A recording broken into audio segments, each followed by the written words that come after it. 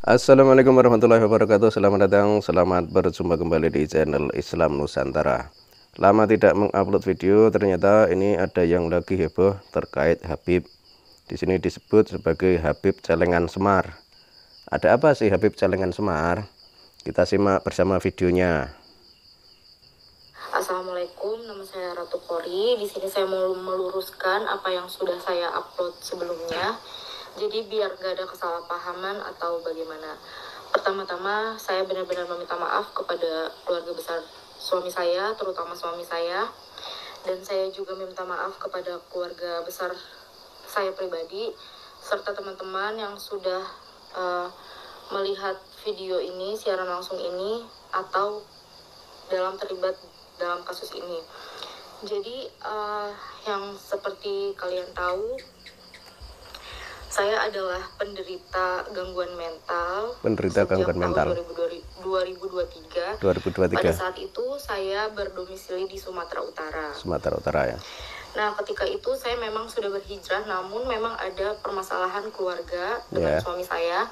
Jadi yang namanya perempuan dan memiliki gangguan mental, saya di situ melihat-lihat ceramah di sosial media. Kemudian saya melihat ceramah yang bersangkutan, yaitu HRA.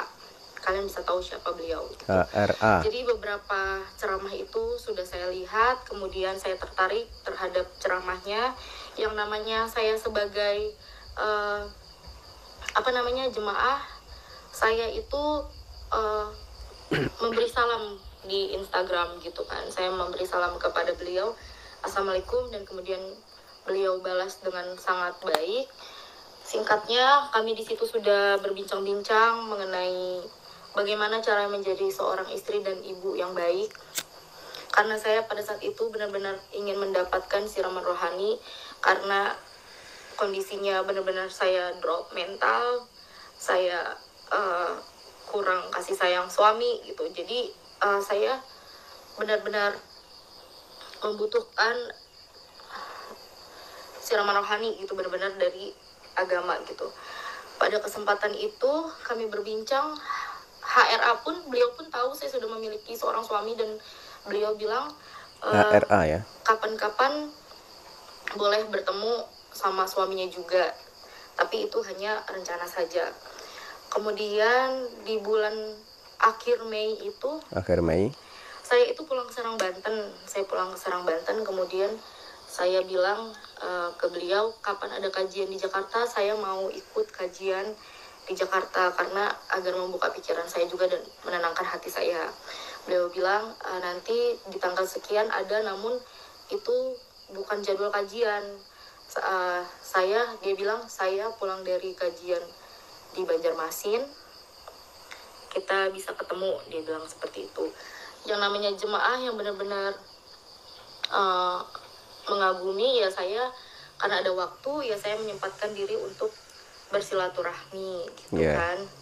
Nah, sebelumnya saya juga memberitahu kepada teman-teman bahwasanya Habib itu tidak memfollow saya, Habib, tapi selalu men-stalk Instagram saya gitu. Jadi saya bikin story, beliau selalu melihat gitu. Saya bikin story, selalu melihat gitu kan. Jadi memang beliau juga mungkin maksudnya menganggap saya gitu, memang menghargai saya gitu kan.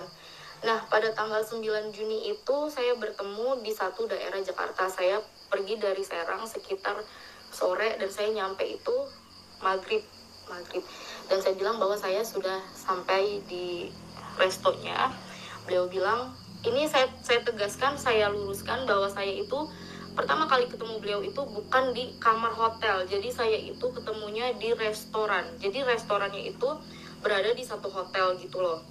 Terus saya berbincang-bincang, saya pikir itu saya bertemunya itu dengan banyak kawan-kawan beliau gitu. Ternyata beliau sendiri, saya pun sendiri gitu kan.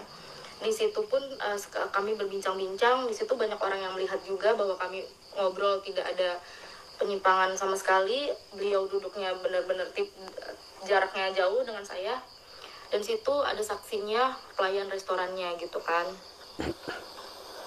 Sebentar ya teman-teman, saya nggak bacain komentarnya dulu. Nah, kemudian kami berbincang-bincang selama 2 jam.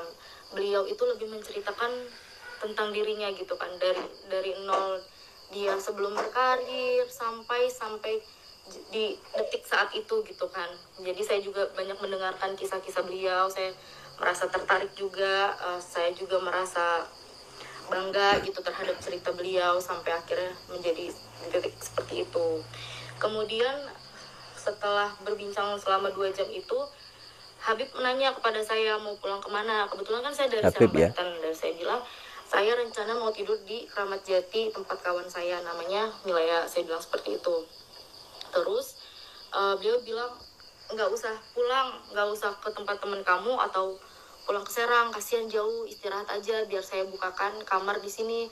Saya namanya baru kenal juga, terus dia adalah seorang Habib. Saya demi Allah saya nggak mau merepotkan beliau. Saya di situ ada sempat penolakan, tidak usah, terima kasih Bib, saya bilang kayak gitu kan. Saya tidur di tempat teman aja, saya juga nggak bawa pakaian ganti, paling nanti minjem baju ke teman saya bilang gitu. Terus beliau bilang nggak apa-apa, nanti saya bukakan kamar barunya. Ya beliau ngomong gitu, saya juga nggak menolak gitu kan, karena memang perjalanan apa sih ini Kak, bukan apa-apa, keluar aja. Abis itu saya ya yang namanya ditawarin kamar, terus ya udah saya gitu kan. Nah akhirnya beliau kasih akses kamarnya itu kepada saya pikir saya terima. Saya pikir kamar itu adalah hak untuk saya pribadi karena beliau sudah ngasih ke saya. Kemudian beliau masuk ke kamarnya, saya juga masuk ke kamar saya. Beberapa menit kemudian itu saya sedang berbincang-bincang di handphone sama keluarga saya, tiba-tiba saya nyeletuk gini, kok bisa masuk? Saya bilang kayak gitu. Jadi itu ya videonya ya. Videonya agak panjang jadi tidak saya tampilkan semuanya, tapi tentu saja Anda semua sudah tahu full videonya seperti apa sebagaimana sudah diupload banyak channel YouTube. Tapi intinya disinilah bukti bahwa pengakuan Habib itu berdampak besar. Artinya banyak korbannya, banyak yang tertipu, terbohongi karena doktrin mereka. Salah satunya adalah video tadi, seorang wanita yang cuma karena menganggap Habib adalah orang baik, akhirnya dia terperdaya, akhirnya tertipu, akhirnya terjadi hal yang tidak diinginkan. Makanya hal ini harus disikapi oleh masyarakat di Indonesia, dan terutama juga para tokoh negara, para petinggi negara harus menyikapi hal ini. Karena misalnya ada yang beranggapan bahwa menganggap Habib itu sebagai cucu Nabi atau bukan itu tergantung masing-masing, tergantung pribadi. Kalau percaya silahkan, kalau tidak ya silahkan. Nah itu namanya konyol kayak gitu. Karena ini loh faktanya, sudah banyak sekali korbannya, sudah banyak sekali orang yang tertipu oleh pengakuan Habib. Dan harusnya itu MUI juga tegas menyatakan kalau Habib bukan keturunan Nabi. Dengan penyampaian seperti itu diharapkan bisa meminimalisir korban yang akan berjatuhan lagi. Kalau dalam hal ini MUI atau pemerintah tidak tegas, ya akibatnya seperti ini. Apakah akan menunggu lagi korban akan berjatuhan sebab pengakuan Habib sebagai cucu Nabi?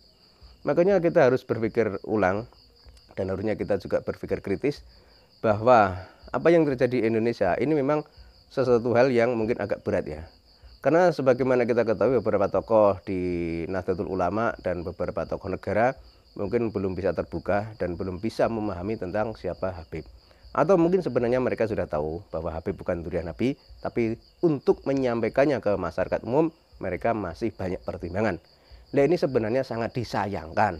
Karena yang dibutuhkan oleh masyarakat di negeri ini, masyarakat di Indonesia ini, umat muslim, umat Nahdliyin terutama yang di akar rumput adalah ketegasan dari tokoh-tokoh yang ada di Indonesia yang suaranya masih didengarkan. Jadi Anda semua para tokoh-tokoh negara, para pemuka agama yang suaranya masih diikuti oleh banyak orang, sampaikanlah ke publik bahwa Habib bukan keturunan Kanjeng Nabi. Dengan penyampaian seperti itu, otomatis orang di Indonesia akan paham, akan mengerti, dan akan menerima kenyataan ini. Tapi kalau semua itu cuma dibiarkan seperti ini, mengambang, tidak ada ketegasan, ya akibatnya korban akan makin banyak berjatuhan. Dan semoga saja para petinggi negara atau mungkin juga para tokoh-tokoh Nahdlatul Ulama atau para pejabat bisa menyuarakan tentang hal ini, bisa memberikan edukasi dan penjelasan kepada masyarakat di Indonesia bahwa Ba'alawi atau Habaib dari Yaman bukanlah keturunan Kanjeng Nabi.